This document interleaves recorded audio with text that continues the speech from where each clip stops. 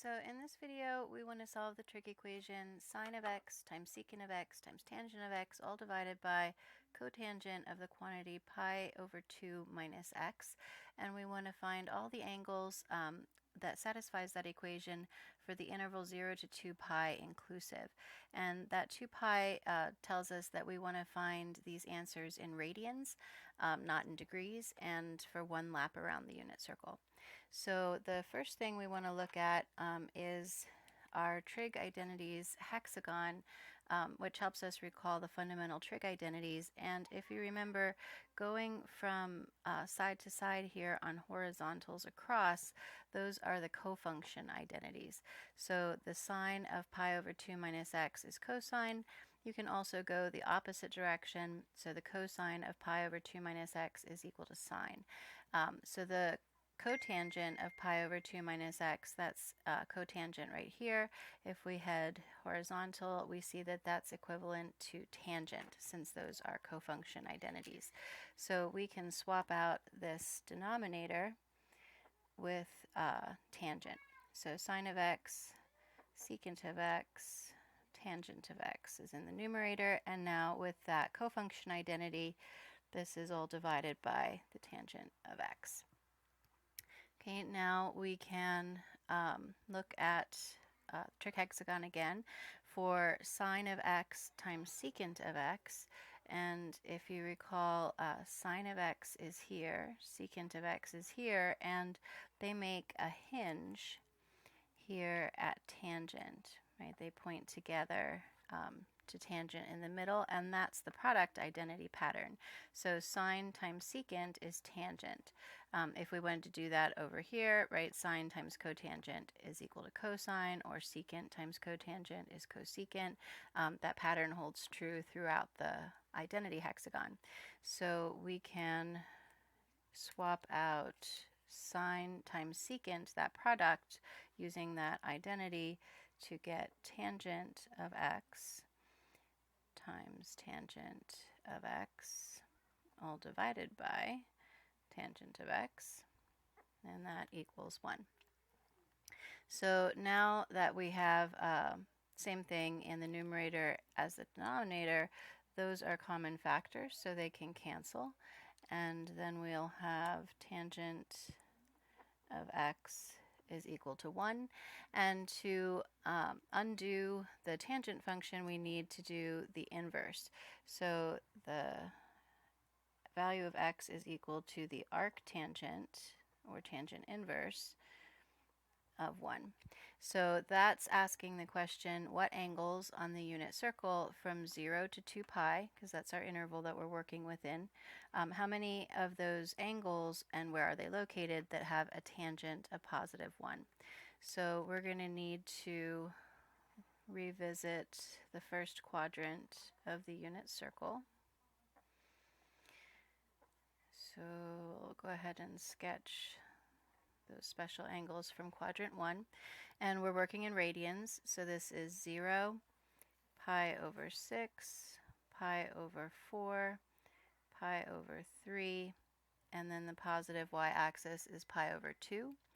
And if we follow the pattern for remembering the coordinates in the first quadrant, we always start with the y value down here at 0, and we'll follow the pattern 0, 1, 2, 3, 1, and then back again, same pattern, 0, 1, 2, 3, 1. And the quadrantal angles, they have their coordinates now, 0, 1, and 1, 0.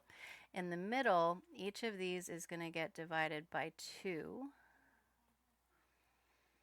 And then we square root. So we'll have the square root of 3, square root of 2, square root of 3.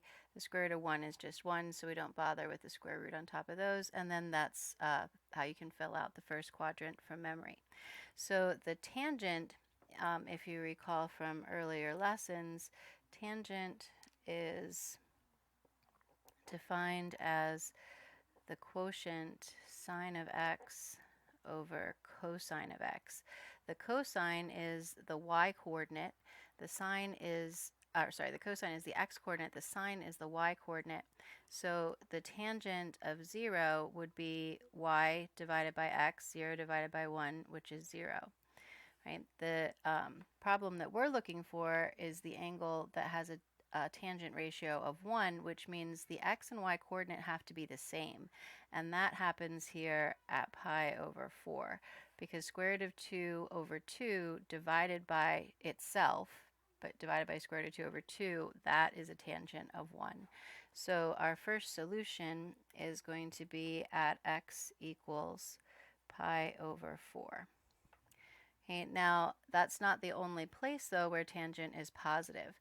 If you recall the acronym that we learned for remembering where different things are positive on the circle, let's see if I can get away from that glare. All students take calculus. That's our acronym for the different quadrants. The A reminds us that all of the trig functions are positive in quadrant 1. Then the S reminds us that sine and its reciprocal cosecant are positive in quadrant 2. The T tells us that tangent and its reciprocal cotangent are positive in quadrant 3. And then the C reminds us that cosine and its reciprocal secant are positive in quadrant 4. We already found the quadrant 1 answer. That was pi over 4.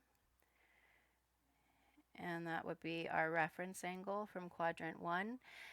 Tangent is also positive, though, down here in quadrant 3. So we need that angle, but in quadrant 3. So if this is pi over 4 as my reference angle, halfway around the circle would be 4 pi over 4. And then another pi over 4 from there would be 5 pi over 4.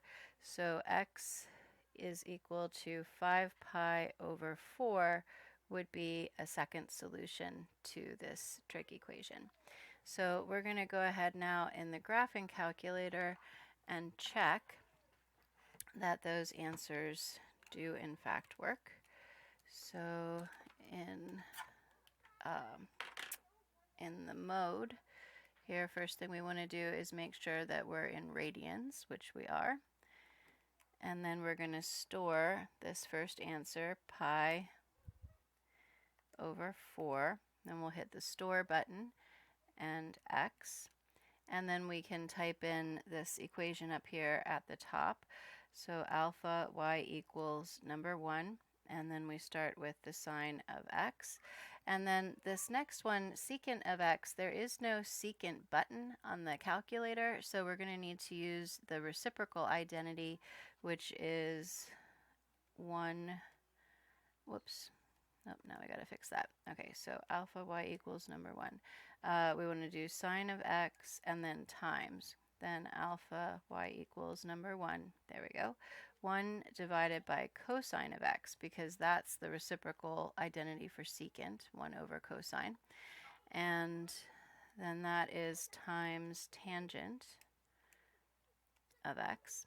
And in the denominator, there is no button here for cotangent on the calculator. So we're going to need to do the reciprocal identity again. So alpha y equals number 1. And then the reciprocal of the cotangent is tangent. So 1 divided by tangent of pi over 2 minus, oh, whoops, gotta get back down under there. There we go, pi over 2 minus x. Okay, close the parentheses on that denominator, and then we're gonna get out of that denominator second math, and number 1 gets us the equal sign, and we want to check that that whole mess there is equal to 1.